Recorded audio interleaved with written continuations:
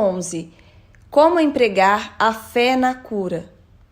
Constitui a fé religiosa um fator na cura? Provas importantes demonstram que sim.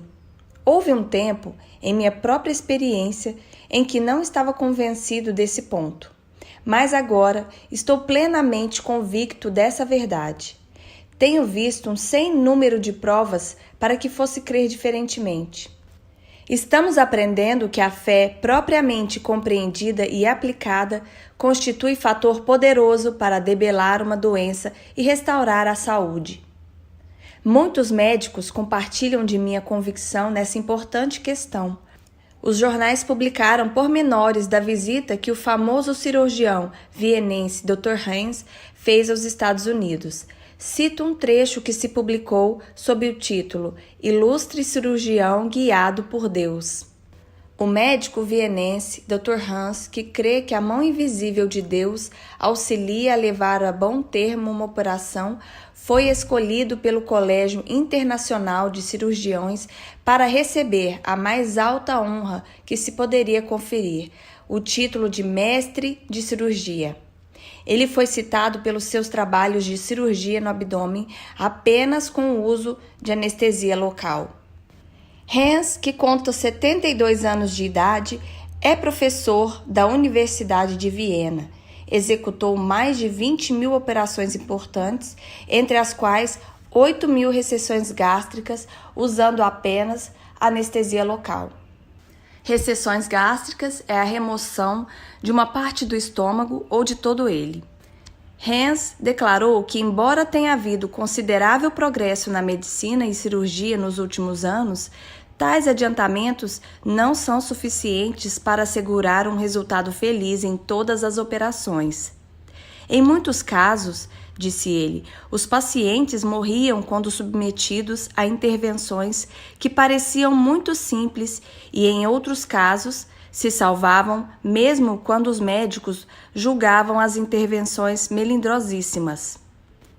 Alguns de nossos colegas atribuem tais ocorrências a fatores imprevisíveis, ao passo que outros estão convencidos de que, nos casos difíceis, seu trabalho foi auxiliado pela mão invisível de Deus. Infelizmente, nos últimos anos, muitos pacientes e médicos têm perdido a convicção de que todas as coisas dependem da providência divina. Quando estivermos novamente convencidos da importância do auxílio de Deus em nossas atividades e especialmente no tratamento de nossos pacientes, teremos então alcançado verdadeiro progresso para restaurar-lhes a saúde. Fiz uma conferência por ocasião da Convenção Nacional dos principais elementos de uma importante indústria que se notabilizou com os seus empreendimentos. Empreendimentos estes que constituem um fator na vida comercial norte-americana. Fiquei algo surpreso quando um dos chefes dessa organização, na hora em que se realizava o almoço e se discutia sobre impostos, custos elevados e problemas comerciais, se virou para mim e perguntou se eu acreditava que uma pessoa pudesse se curar pela fé. Há muitos casos autênticos, aliás, registrados de pessoas que se curam pela fé, respondi. Naturalmente, não creio que devamos depender única e exclusivamente da fé para nos curar de um mal físico. Creio na combinação de Deus e do médico. Esse ponto de vista atende à ciência médica e à ciência da fé. Ambas constituem elementos do processo de cura. Vou contar-lhe minha história, continuou o meu interlocutor. Há uns anos atrás, tive uma doença que os médicos diagnosticaram como sendo osteoma do maxilar, isto é, um tumor constituído de tecido ósseo no maxilar. Disseram-me que era praticamente incurável. O senhor poderá avaliar o tormento que passei. Sentia-me desesperado. E mesmo frequentando regularmente a igreja, não era um homem religioso na verdadeira acepção da palavra. Quase nunca li a Bíblia, mas um dia estava deitado e ocorreu-me a ideia de lê-la. Pedi à minha mulher que me trouxesse uma. Ela ficou admirada, pois nunca lhe fizeram um pedido dessa natureza. Comecei a lê-la e encontrei consolo e conforto.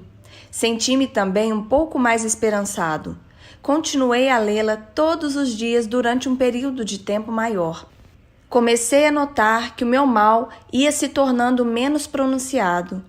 A princípio pensei que fosse imaginação, mas depois me convenci de que estava processando em mim uma mudança. Um dia, quando li a Bíblia, tive uma estranha sensação de calor e de grande felicidade.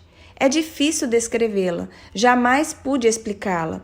Daquele tempo em diante, as minhas melhoras foram se tornando mais rápidas. Procurei novamente os médicos que tinham feito o primeiro diagnóstico. Eles me examinaram minuciosamente. Mostraram-se evidentemente surpresos e concordaram que meu estado havia melhorado, mas preveniram-me de que se tratava apenas de uma trégua. Tempos depois, em novos exames, declararam que os sintomas da osteoma haviam desaparecido completamente. Mesmo assim, os médicos me advertiram de que possivelmente o mal poderia ressurgir. Isso não me inquietou, pois no íntimo eu sabia que estava curado. Quanto tempo faz que se sente curado? Indaguei. 14 anos, respondeu ele.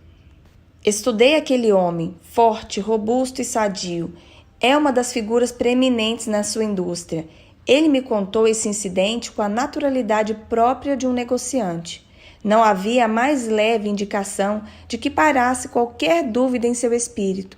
E realmente, como poderia haver? Pois não se vira condenado a morrer daquele mal e agora se achava ali vivo e vigoroso? O que é que tinha feito aquilo? O trabalho hábil do médico e algo mais.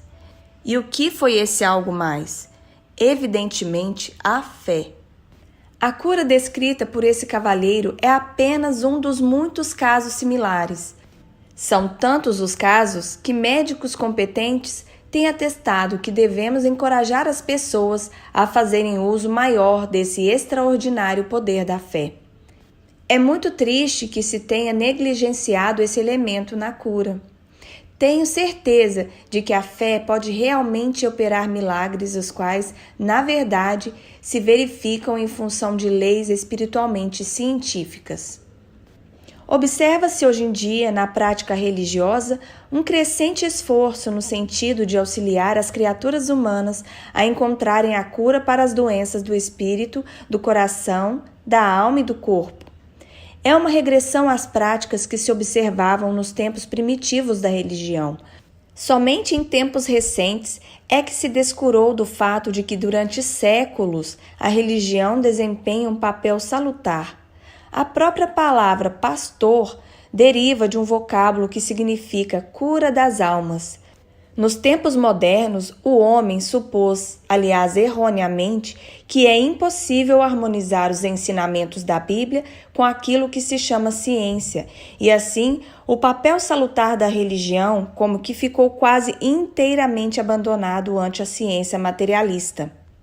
Contudo, hoje em dia, está se reconhecendo cada vez mais a íntima ligação da saúde à religião. É significativo que a palavra santidade se assemelha à sanidade e que a palavra meditação, geralmente usada em sentido religioso, tem afinidade com o vocábulo medicação. Essa afinidade dos dois vocábulos é extraordinariamente evidente quando percebemos que uma meditação sincera e prática sobre Deus e sua verdade atua como medicamento para a alma e o corpo. A medicina de hoje acentua a importância dos fatores psicossomáticos na cura, reconhecendo assim a relação que existe entre o estado mental e a saúde do corpo. A medicina moderna compreende e leva em consideração a íntima relação que existe entre aquilo que o homem pensa e o que ele sente. Uma vez que a religião trata do pensamento, dos sentimentos e das atitudes básicas, é muito natural que a ciência da fé assuma grande importância no processo de cura. Harold Sherman, um novelista, recebeu a incumbência de rever uma importante peça radiofônica com a promessa de que seria contratado como novelista permanente. Após alguns meses de trabalho, despediram-no e usaram seu material sem que fizesse qualquer referência sobre ele. Isso lhe causou dificuldade de ordem financeira e foi para ele verdadeira humilhação. A injustiça envenenou-lhe o espírito, começou a alimentar um ódio profundo para com o diretor da estação de rádio que faltara o prometido. O Sr. Sherman declarou que foi essa a única ocasião em sua vida em que chegou a pensar em cometer um crime. O ódio fez com que viesse a sofrer de um mal físico na forma de uma micose que lhe atacou as membranas da garganta. Recorreu a sumidades médicas. Algo mais, porém, se tornava necessário. Quando renunciou ao ódio e começou a pôr em prática o perdão e a compreensão, o mal foi se debelando gradualmente. Com o auxílio da ciência médica e a adoção de uma nova atitude mental, curou-se. Um meio eficiente para conseguir saúde e felicidade é utilizar a perícia e os métodos da ciência médica e, ao mesmo tempo, observar a sabedoria, experiência e a técnica da ciência espiritual. Há provas extraordinárias em apoio da crença de que Deus atua através do profissional da ciência, o médico, e do profissional da fé, o pastor. Muitos são os médicos que endossam esse ponto de vista. Em um almoço do Rotary Club, achava-me sentado a uma mesa juntamente com 9 homens, e um deles, um médico que havia sido dispensado recentemente do serviço militar e que voltava novamente a exercer a sua clínica civil. Ao começar a minha clínica civil, depois que deixei o exército, declarou ele, observei uma transformação nos males de meus clientes. Descobri que grande porcentagem deles não necessita de remédios, mas sim de uma feição melhor no modo de pensar. Não estão tão doentes de corpo quanto estão de espírito e emoções. Vivem às voltas com medo, sensação de inferioridade, culpas e ressentimentos. Vi que no tratamento precisava ser psiquiatra e médico ao mesmo tempo. Mesmo assim, tal terapêutica não era ainda bastante para a cura. Percebi que, em muitos casos, o mal básico dos pacientes jazia no espírito. O fato é que acabei fazendo-lhes citações de trechos da Bíblia. E isso frequentemente. Adotei depois o hábito de receitar-lhes livros religiosos, especialmente os livros que ensinam como se deve viver. Dirigindo-se para mim, disse: já é tempo dos senhores, que são pastores, começarem a compreender que na cura de muitas pessoas tem também uma função a desempenhar. É claro que não irão sobrepor-se aos trabalhos do médico, assim como nós não iremos intervir em suas funções. Mas o fato é que nós, médicos, precisamos da cooperação dos pastores para auxiliar as pessoas a encontrarem a saúde e o bem-estar. Recebi carta de um médico de uma cidade do estado de Nova York que dizia: 70% das pessoas nessa cidade se acham doentes devido a estarem com o espírito e a alma desajustados. É difícil compreender que a alma moderna esteja doente a tal ponto de castigar os órgãos físicos.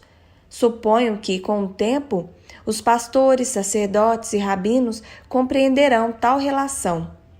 Esse médico foi muito amável ao dizer que costumava receitar uma leitura de meu livro, A Guide to Confident Living, e outras obras semelhantes a seus pacientes, tendo acrescentado que os resultados obtidos têm sido notáveis. A gerente de uma livraria no estado de Alabama enviou-me a fórmula de uma receita dada por um médico dessa cidade para ser aviada na livraria e não numa farmácia. Esse médico costuma receitar livros específicos para determinados males. O Dr. Carl Ferris, com quem tive o prazer de aparecer num programa de rádio que versava sobre a saúde e a felicidade, declarou que no tratamento de doenças, o mal físico muitas vezes se acha de tal forma entrelaçado com o mal espiritual que quase sempre não se pode determinar uma linha divisória definida entre ambos.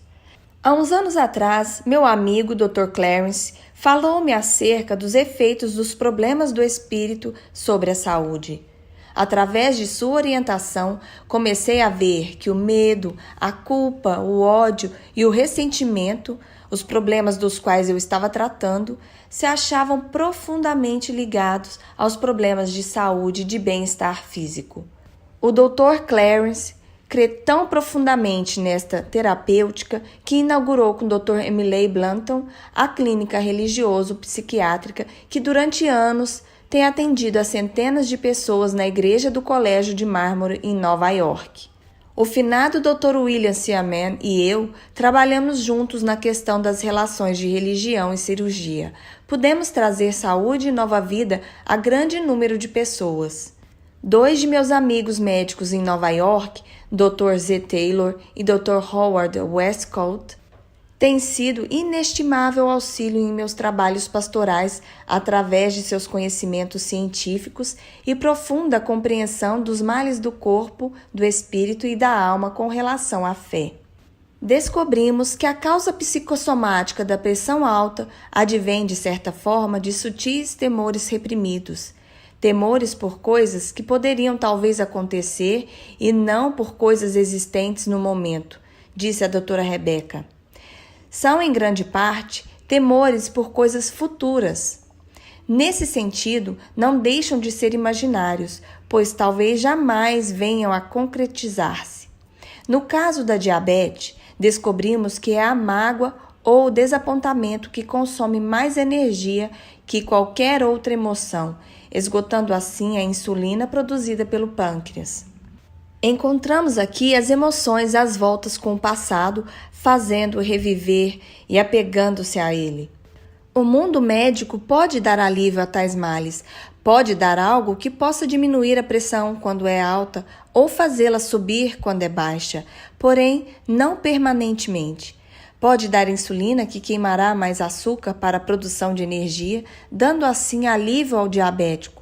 São auxílios definidos, mas não proporcionam uma cura completa. Não se descobriu nenhum remédio ou vacina para nos proteger contra os nossos próprios conflitos emotivos. Uma compreensão melhor de nosso íntimo e a volta à fé religiosa parece informar a combinação que sustenta a maior promessa de auxílio permanente a qualquer de nós. A resposta está nos ensinamentos salutares de Jesus, concluiu a doutora Rebecca. Uma eficiente médica me escreveu a respeito de seus próprios trabalhos, nos quais combina a terapêutica do remédio com a fé. Disse: interessei-me pela sua franca filosofia religiosa, vinha trabalhando arduamente, estava me tornando nervosa, vibrátil e às vezes me via possuída de antigos temores e de uma sensação de culpa. Realmente precisava livrar-me da tensão mórbida em que estava vivendo. Certa manhã, quando me achava deprimida, peguei o seu livro e comecei a lê-lo. Era a respeito do que eu necessitava. Ali estava Deus, o grande médico, com a fé como antibiótico para matar os germes do temor e eliminar a sensação de culpa. Comecei a pôr em prática os bons princípios cristãos expostos em seu livro, e aos poucos fui me libertando da tensão nervosa. Comecei a me sentir melhor, já podia dormir tranquilamente. Deixei de tomar vitaminas e pílulas estimulantes. Depois, acrescentou ela, e é justamente isso que desejo salientar. Achei que devia partilhar essa nova experiência com meus pacientes, com as pessoas vítimas de neuroses que me procuravam. Fiquei surpreendida de ver como muitas já haviam lido seu livro e outros. Parecia que os pacientes e eu pisávamos no mesmo terreno. Foi uma benéfica experiência. Tornou-se a coisa mais fácil e mais natural o dissertar sobre a fé em Deus. Como médica, acrescentou ela, tenho visto sem número de curas milagrosas graças ao auxílio divino. Nas últimas semanas tive mais uma experiência. Minha irmã teve que se submeter a uma operação muito séria. Depois da operação, passou a sofrer de uma obstrução intestinal. No 5º dia, encontrava-se em estado precário. Quando deixei o hospital ao meio-dia, tive a impressão de que ela não se levantaria mais se não se resolvesse logo aquela sua situação. Eu estava bastante preocupada. Guiava o meu carro muito devagar e durante 20 minutos rezei para que se aliviasse a obstrução. Tudo o que se podia fazer em matéria de medicina estava sendo feito.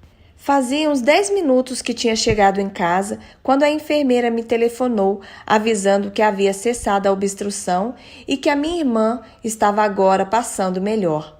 De fato, ela veio a restabelecer-se completamente. Não haveria eu de pensar que tinha sido a intervenção de Deus que lhe salvara a vida? Era o que dizia a carta dessa brilhante doutora. À luz desse ponto de vista, baseado numa atitude científica e de estrito bom senso, podemos abordar o fenômeno da cura através da fé e da crença. Se eu não acreditasse sinceramente que a fé era um apreciável fator na cura, certamente não desenvolveria o ponto de vista contido neste capítulo. Recebi, durante um período de tempo, de muitos leitores e ouvintes de rádio, bem como de meus próprios paroquianos, notícias de casos de cura nos quais o elemento fé se achava presente. Investiguei meticulosamente muitos deles para satisfazer meu próprio espírito quanto ao que havia de verdade nas informações recebidas. Também desejava poder declarar aos mais cínicos que esse é um meio de se conseguir a saúde, a felicidade e o êxito na vida, e se acha de tal forma apoiado pela evidência que somente a pessoa que deseja permanecer doente, por causa de alguma vontade subconsciente de sucumbir, é que ignora as possibilidades de saúde que se depreende dessa experiência. Pode enunciar-se sucintamente a fórmula que esses muitos incidentes apresentam. Empregue-se todos os recursos da ciência médica e psicológica combinados com os recursos da ciência do espírito. É uma combinação de terapêuticas que seguramente trará a saúde e o bem-estar se for da vontade de Deus que o paciente viva. Evidentemente, para cada um de nós há de vir o dia em que a vida mortal chegue ao seu fim. A vida propriamente dita não termina. O que termina é somente a fase terrena. Nós, nas igrejas de ideias antigas, em minha humilde opinião, temos deixado de prestar uma de nossas maiores contribuições possíveis, não indicando de modo positivo que existe uma mensagem de saúde na religião. Devido a essa falha da Igreja, criaram-se grupos, organizações e outras instituições espirituais para suprir essa ineficiência nos ensinamentos cristãos. Mas não há razão alguma para que todas as igrejas não reconheçam isso que está autenticado, isto é, que se pode curar pela fé e não devam propagar tais ensinamentos ao povo. Felizmente, hoje em dia, em todas as novas organizações religiosas, chefes espirituais dotados de espírito científico estão dando esse novo passo no tocante à fé, baseado nos fatos e nas escrituras, colocando à disposição do povo, como jamais foi feito antes, as fórmulas da maravilhosa graça de Jesus Cristo para se conseguir a saúde. Em todas as investigações que fiz, nesses brilhantes casos de cura, evidenciaram-se certos fatores. Primeiro, a absoluta vontade de se entregar às mãos de Deus. Segundo, completo abandono de todos os erros, tais como o pecado em qualquer de suas formas, e o desejo de se ter uma alma pura. Terceiro, a crença e a fé na terapêutica combinada da ciência médica em harmonia com a força curadora de Deus. Quarto, o desejo sincero de se aceitar a vontade de Deus, seja ela qual for, e de não se mostrar qualquer irritação ou mágoa pelo que ele determinou. Quinto, a fé substancial e inquestionável de que Deus pode curar. Em todas essas curas parece existir certo calor, luz e sensação de certeza de que se recebeu energia. Praticamente em todos os casos que examinei, o paciente, de um modo ou outro, fala acerca de um momento em que houve calor, beleza, paz, alegria e uma sensação de alívio. Às vezes, era uma experiência repentina, outras, o estabelecimento gradual da convicção de que se tinha processado a cura. Ao investigar esses casos, esperei que decorresse um lapso de tempo para ter a prova de que a cura era permanente. Os casos que relatei não se baseiam em melhoras temporárias que pudessem resultar de uma momentânea energia que tivesse ressurgido. Permitam-me citar um caso de cura sobre o qual me escreveu uma senhora cuja idoneidade e testemunho merecem todo o meu respeito. A documentação nesse caso é detalhada e interessante sob o ponto de vista científico. Disseram a essa senhora que ela tinha de ser operada imediatamente de um tumor que, segundo os diagnósticos, era maligno. Transcrevo suas próprias palavras. Foram feitos todos os tratamentos preventivos, mas o mal se manifestou novamente. Fiquei naturalmente apavorada. Sabia que seriam inúteis novos tratamentos no hospital. Não havia esperança. Voltei-me então para Deus. Um crente muito fervoroso me auxiliou pela oração a compreender o conhecimento justo de Deus e a esperar também a ajuda de Jesus Cristo. Tornei-me muito receptiva aos seus ensinamentos e coloquei-me nas mãos de Deus. Certa manhã, como de costume, implorei esse auxílio. Passei o dia cuidando dos afazeres da casa, que eram muitos nessa ocasião. À tarde, achava-me sozinha na cozinha, preparando o jantar, quando notei uma claridade extraordinariamente forte em redor e uma pressão no lado esquerdo do corpo, como se alguém tivesse bem encostado em mim. Eu já tinha ouvido falar em casos de cura, sabia que muitas pessoas rezavam por mim. Julguei então que devia ser Jesus que estava ali ao meu lado e ia me curar. Resolvi aguardar até a manhã seguinte para ter certeza. Se os sintomas do mal tivessem desaparecido, saberia então o que se tinha passado. Pela manhã, senti-me tão melhor e tão despreocupada de espírito que não tive mais dúvidas e contei então aos meus amigos que se tinha realizado a cura. A lembrança dessa cura e da presença de Jesus se acham hoje tão frescas em minha memória como naquela ocasião. Faz 15 anos. Minha saúde melhorou. Sinto-me hoje perfeitamente bem. Nos casos cardíacos, a terapêutica da fé, uma fé serena em Jesus Cristo, indubitavelmente estimula a cura. As pessoas que sofrem um ataque cardíaco e que imediatamente põem em prática com todo fervor a sua fé na graça de Jesus, observando ao mesmo tempo as prescrições médicas, relatam casos de cura extraordinários. Talvez adquiram ainda um grau de saúde mais elevado do que anteriormente, por terem conhecido suas limitações e percebendo os excessos que tinham praticado, tratando agora de conservar as suas energias. Mais do que isso, aprenderam uma das maiores técnicas do bem-estar humano, que é a de entregar-se inteiramente ao poder recuperador de Deus. Consegue-se isso ligando-se conscientemente ao processo criador e concebendo mentalmente a atuação de novas forças no espírito. O paciente abre o seu consciente para os fluxos de vitalidade e energia criadora inerentes do universo, os quais haviam sido afastados de sua vida por causa da tensão, pressão alta e abandono de outras normas necessárias ao bem-estar. Um preeminente senhor sofreu um ataque cardíaco há uns 35 anos passados. Disseram-lhe que não poderia mais trabalhar. As ordens que lhes deram eram para que guardasse o leito a maior parte do tempo. Seria provavelmente um inválido para o resto de sua vida, uma vida relativamente curta, segundo o informaram. É duvidoso que tais declarações lhe fossem feitas pelos médicos de hoje em dia. Seja como for, ele ouviu aquelas tristes profecias acerca de seu futuro e considerou-as devidamente.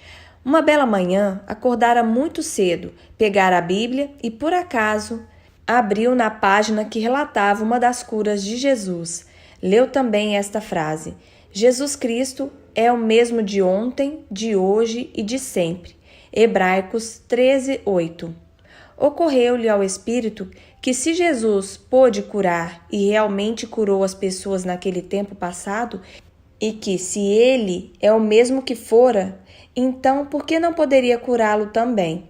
Encheu-se então de fé. Suplicou ao Todo-Poderoso com simplicidade e cheio de confiança que o curasse. Pareceu-lhe ouvir Jesus dizer: Acreditas que poderei fazê-lo? E respondeu que sim. Fechou os olhos e pareceu sentir Jesus tocar-lhe no coração para curá-lo. Durante todo esse dia, teve uma estranha sensação de repouso. À medida que os dias iam passando, as forças como que se lhe iam aumentando. Finalmente, um dia fez uma prece. Deus Todo-Poderoso, se for de vossa vontade, amanhã cedo vou vestir-me e dar um passeio, e daqui a uns dias voltarei a trabalhar. Entrego-me inteiramente aos vossos cuidados. Se eu tiver que morrer amanhã, como resultado do excesso de atividade, desejo agradecer-vos pelos dias maravilhosos que tive. Com vosso auxílio, vou sair amanhã e vós estareis a meu lado o dia todo. Creio que terei forças suficientes, mas se tiver que morrer como resultado desse esforço, estarei perto de vós na eternidade. Me darei por feliz em qualquer dos casos. Possuído de uma fé serena, aumentou suas atividades à medida que os dias foram passando.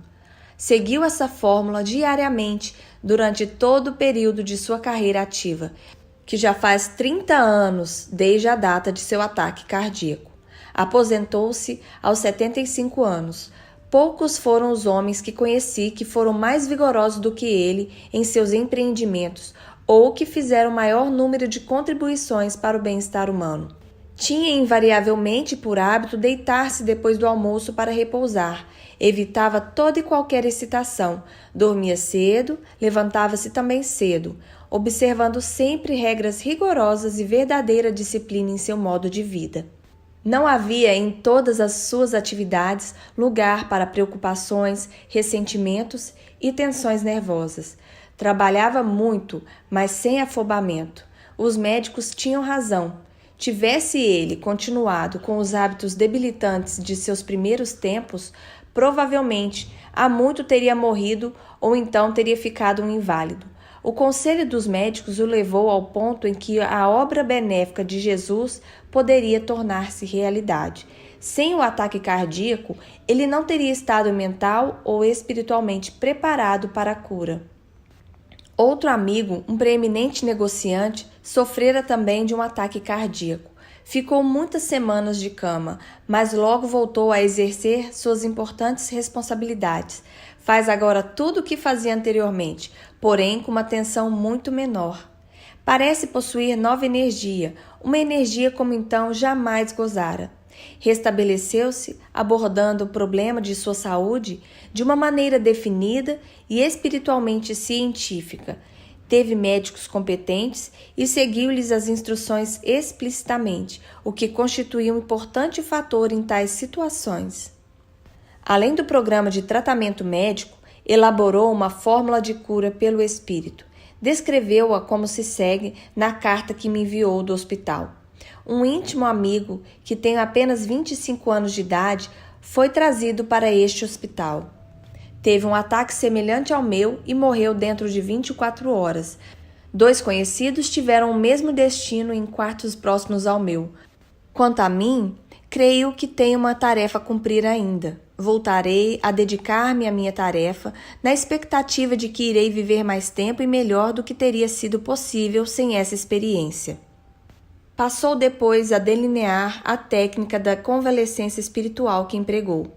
A fórmula consiste de 3 partes. 1. Durante as primeiras fases, quando se exigia absoluto repouso, observava a advertência do salmista. Fica tranquilo e não ignores que eu sou Deus. Salmo 46:10.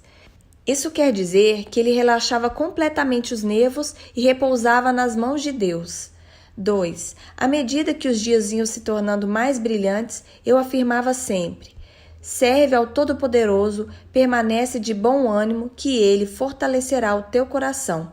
Salmo 27:14. O paciente colocou o coração sob os cuidados de Deus, e Deus colocou sua mão sobre ele e deu-lhe nova vida. 3. Finalmente, com a volta das energias, veio uma nova confiança que exprimiu nessa afirmação: poderei fazer tudo com a ajuda de Cristo. Ele me dará forças. Filipenses 4:13. Com isso, ele afirmou positivamente que lhe estavam sendo conferidas forças e, ao afirmá-lo, recebeu-as realmente. Esse negociante encontrou a cura nessa fórmula de 3 pontos. As eficazes prescrições de seus médicos conservaram e estimularam as suas forças. A aplicação igualmente sábia da fé completou o seu restabelecimento, estimulando as forças espirituais. As duas terapêuticas combinadas atuam sobre as forças renovadoras da vida, as do corpo humano e as do espírito. Aquelas respondem ao tratamento médico e estas ao tratamento da fé, presidindo Deus ambas as áreas. Ele fez o corpo e o espírito e estabeleceu os processos de saúde e bem-estar que governam ambos. Nele vivemos e nos movimentamos e temos a nossa razão de ser. Atos 17:28. Na prevenção da doença e na cura do espírito e do corpo, não deixe de recorrer a um dos maiores recursos à sua disposição: a fé que cura. À luz dos princípios expostos neste capítulo, que poderá você fazer de natureza construtiva quando você ou uma pessoa amada estiverem doentes? Eis 8 sugestões práticas. 1. Siga o conselho de um ilustre diretor de uma escola de medicina que disse: quando se está doente, deve-se chamar também um pastor e não apenas o médico. Em outras palavras, creio que as forças espirituais, assim como a técnica da medicina, são de grande importância na cura. 2. Ore por seu médico. Compreenda que Deus usa o homem como agente para auxiliar o seu poder curador. Como bem disse um médico, nós tratamos do paciente e Deus cura-o. Faça, pois, sua prece para que o médico possa ser um canal livre para a graça de Deus. 3. Aconteça o que acontecer, não se alarme, nem se deixe dominar pelo temor, pois se assim proceder, expedirá pensamentos negativos, portanto, pensamentos destruidores em direção da pessoa bem-amada, quando ela requer pensamentos positivos e salutares que a auxiliem. 4. Lembre-se que tudo que Deus faz é lei. Lembre-se também que as nossas pequenas leis materialistas são relações fragmentárias das grandes forças que fluem através do universo. As leis espirituais governam também as doenças. Deus arranjou 2 remédios para todas as enfermidades. Um cura por meio das leis naturais aplicadas pela ciência e o outro por meio das leis espirituais aplicadas com o auxílio da fé. 5. Entregue completamente o seu bem-amado às mãos de Deus. Com a sua fé, poderá colocá-lo ao alcance do poder divino. Nele está a cura, mas, a fim de que ela seja eficaz, o paciente deverá ficar completamente entregue à operação da vontade de Deus. Isso é difícil de compreender e também de fazer, mas é um fato em que entram extraordinariamente em ação as forças que curarão a pessoa amada se o desejo para que ela viva for tão grande quanto o desejo de confiá-la a Deus. 6. É também importante que prevaleça a harmonia na família, isto é, a harmonia espiritual. Lembrem-se do que diziam as Escrituras, Mateus 18:19. Se 2 dentre vós concordarem na terra que o que desejam é tudo o que eles pedirão, isso lhes será dado para meu Pai que está no céu. Ao que parece, a desarmonia e a doença têm relação uma com a outra. 7. Forme no espírito a ideia de que a pessoa amada está bem. Conceba como estando em perfeita saúde. Imagine radiante com o amor e a graça de Deus. O espírito consciente poderá sugerir doença até mesmo a morte, mas 9/10 de seu espírito se acham no subconsciente. Deixe a ideia referente à saúde mergulhar no subconsciente, que essa poderosa parte de seu espírito surgirá radiante de energia. Geralmente, obtemos o que cremos estar no subconsciente. Salvo se a sua fé dominar o subconsciente, jamais obterá coisas boas, pois o subconsciente apenas devolve o que você realmente pensou.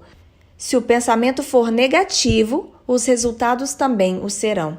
Se for positivo, você obterá resultados positivos e salutares. 8. Seja perfeitamente natural. Peça a Deus que cure seu bem-amado. É o que você deseja com todo o fervor, portanto, faça a sua súplica. Depois, em sua prece, agradeça a Deus e a sua bondade. Essa fé afirmativa auxiliará a libertar uma profunda força espiritual, bem como uma doce alegria oriundas do inefável carinho de Deus. Essa alegria o sustentará. Lembre-se de que a própria alegria possui o poder de curar.